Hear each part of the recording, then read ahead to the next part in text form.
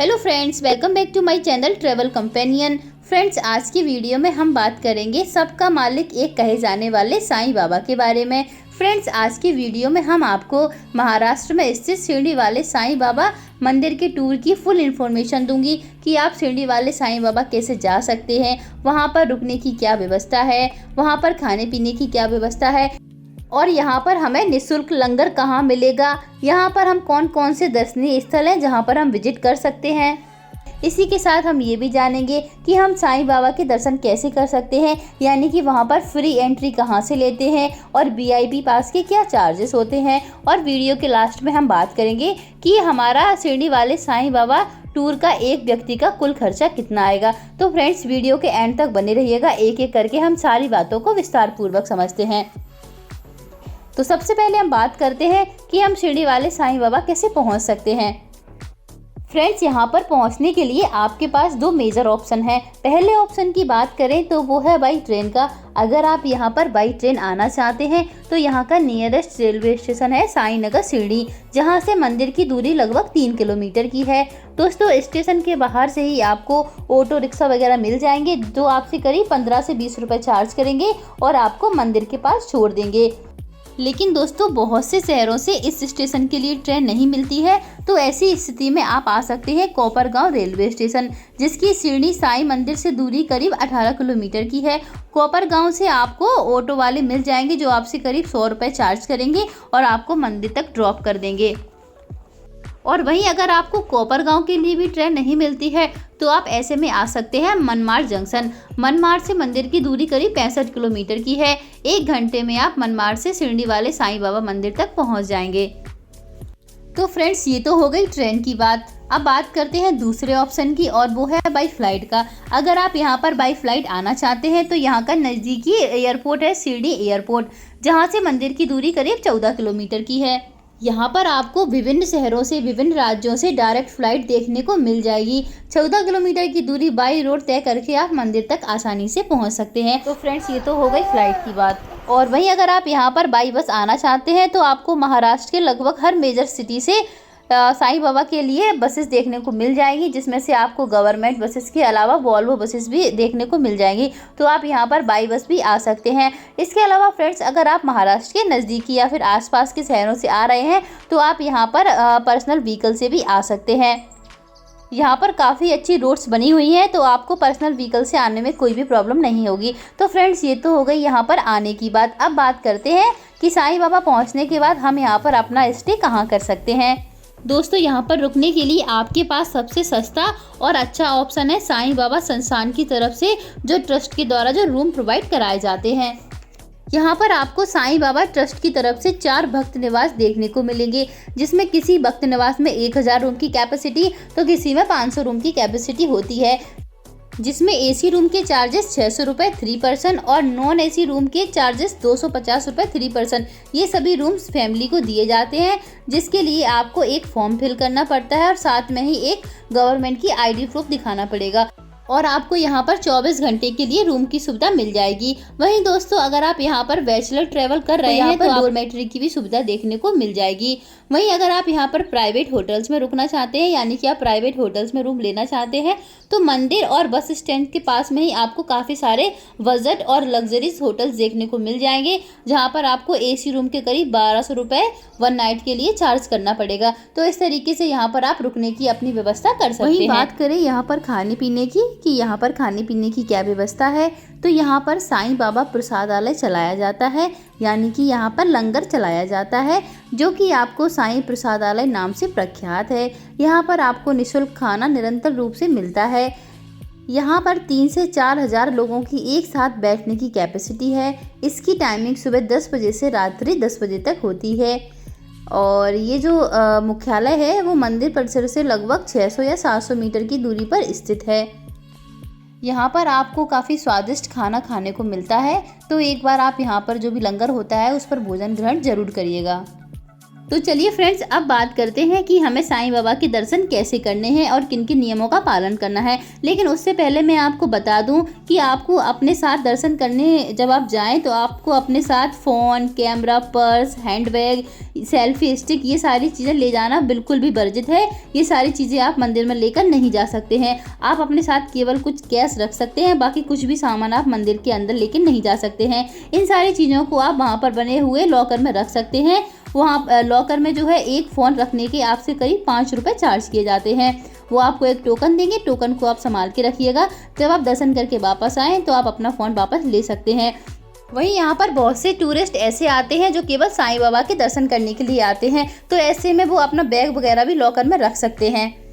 और इसी तरह यहाँ पर आपको जूता चप्पल का भी फ्री स्टॉल देखने को मिलेगा, जो कि आपको साईं बाबा ट्रस्ट की तरफ से ही ये सारी फैसिलिटीज़ प्रोवाइड कराई जाती हैं। तो वहाँ पर आप अपने जूता चप्पल भी रख सकते हैं, जो कि आपको एकदम फ्री ऑफ कॉस्ट रहता है।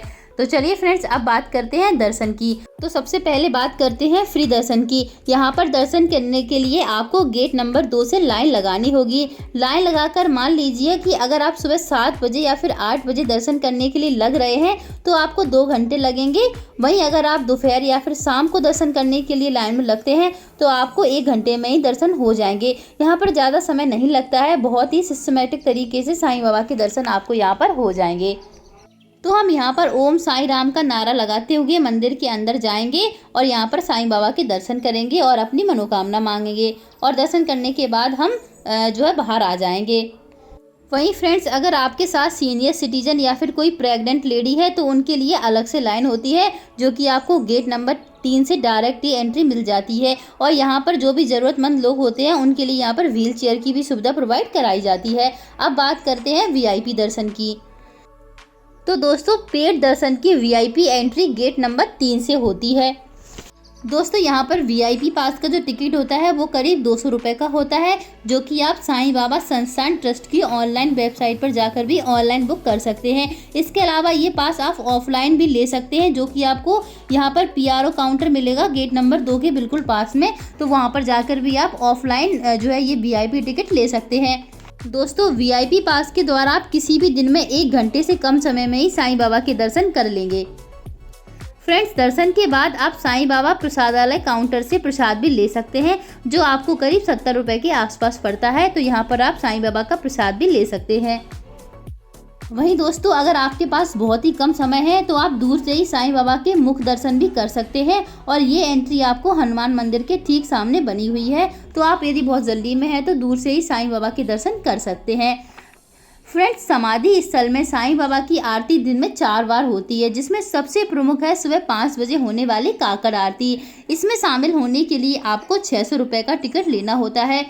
दोस्तों, किसी भी आरती में यानी कि किसी भी आरती का हिस्सा बनने के लिए आप टिकट साईं बाबा ट्रस्ट की ऑफिशियली वेबसाइट से बुक करा सकते हैं। दोस्तों, इनके स्लॉट बहुत ही लिमिटेड होते हैं, तो आप इसका जो टिकट बुक करेंगे तो वो ऑनलाइन ही करें, वो आपके लिए ज़्यादा बेहतर रहेगा।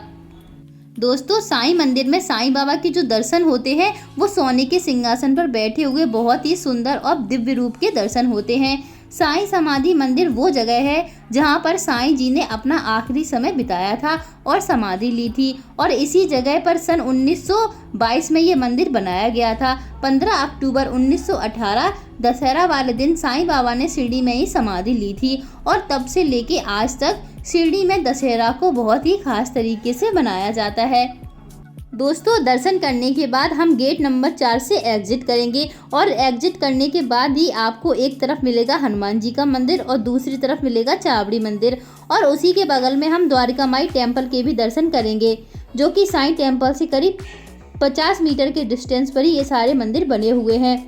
तो सबसे पहले चलते हैं द्वारिका माई। द्वारिका माई वो जगह है जहां साईं बाबा ने अपने जीवन काल का सबसे ज़्यादा समय बिताया था, और यहीं पर साईं बाबा ने सबसे पहले धूना जलाया था, जो कि आज भी लगातार जल रही है, और शिरडी आने वाले सभी भक्तों को ये धुनी प्रसाद के रूप में दी जाती है। दोस्तों, द्वारिका माई के बाजू में ही बना हुआ है श्री चावड़ी मंदिर। चावड़ी का मतलब होता है बैठक या फिर कोट। साईं बाबा लोगों से जब भी मिला करते तो इसी जगह पर मिलते थे और उनकी समस्याओं का निवारण करते थे। कहा जाता है कि साईं बाबा ने अपने जीवन काल का अधिक समय यहीं पर बिताया था। दोस्तों, इसके बाद आप दर्शन कर सकते हैं श्री दक्षिणामुखी हनुमान जी के। यहाँ पर बजरंगबली पंचमुखी के रूप में विराजमान हैं। तो दोस्तों, इन सारे मंदिरों के भी दर्शन आप जरूर करिएगा। फ्रेंड्स, साईं बाबा मंदिर के पास में ही आपको साईं बाबा ट्रस्ट की तरफ से बनी हुई कैंटीन भी मिलेगी, जहां पर आपको जो भी खाने पीने की चीज़ें हैं वो बहुत ही रीज़नेबल प्राइस में देखने को मिलेंगी। फ्रेंड्स, यहां पर आपको चाय केवल 2 रुपये और कॉफ़ी आपको सिर्फ 3 रुपये में मिल जाएगी। वहीं अगर आप कोई भी यहां पर पानी की बोतल लेते हैं तो वो आपको 10 रुपये में मिल जाएगी। फ्रेंड्स, इसके बाद आप विजिट कर सकते हैं साईं बाबा मंदिर से 5 मीटर की दूरी पर ठीक बस स्टैंड के सामने बना हुआ है खंडवा मंदिर। चलिए चलते हैं मंदिर और अंदर दर्शन करते हैं। फ्रेंड्स, खंडोबा देवता को भगवान शिव का ही अवतार माना जाता है। मंदिर के अंदर आपको श्री मार्तंड भैरव जी के दर्शन होंगे। मंदिर के सबसे पहले पुजारी महालस्पति जी के मूर्ति दर्शन होंगे। महालस्पति जी ने साईं बाबा के प्रमुख भक्तों में से एक थे और उन्होंने ही बाबा जी को पहली बार आओ साईं करके पुकारा था और साईं जी की उपाधि दी थी, जिसके बाद बाबा जी शिरडी में ही साईं बाबा के नाम से प्रसिद्ध हुए थे। और दोस्तों, इसी जगह बना हुआ है श्री सदगुरु छोटे बाबा जी का मंदिर, तो आप उनके भी दर्शन जरूर करिएगा। तो दोस्तों, ये तो थी शिरडी साईं बाबा टूर की संपूर्ण इन्फॉर्मेशन कि आप मंदिर कैसे आए, वहाँ पर आप क्या क्या कर सकते हैं, कहाँ कहाँ विजिट कर सकते हैं और मंदिर में हमें दर्शन कैसे करने हैं। इस बात की मैंने आपको फुल इन्फॉर्मेशन दी है। दोस्तों, महाराष्ट्र विजिट करने वाले बहुत सारे टूरिस्ट यहाँ से शनि सिंगणापुर, औरंगाबाद या फिर नासिक दर्शन करने के लिए ज़रूर जाते हैं। तो फ्रेंड्स, मैं आपको अपने अगले वीडियो में शनि सिंगणापुर टूर की संपूर्ण इन्फॉर्मेशन दूंगी। और अगर आपको आज का वीडियो पसंद आया हो तो प्लीज़ चैनल को सब्सक्राइब और वीडियो को लाइक ज़रूर करें। धन्यवाद, मिलते हैं अगले वीडियो में।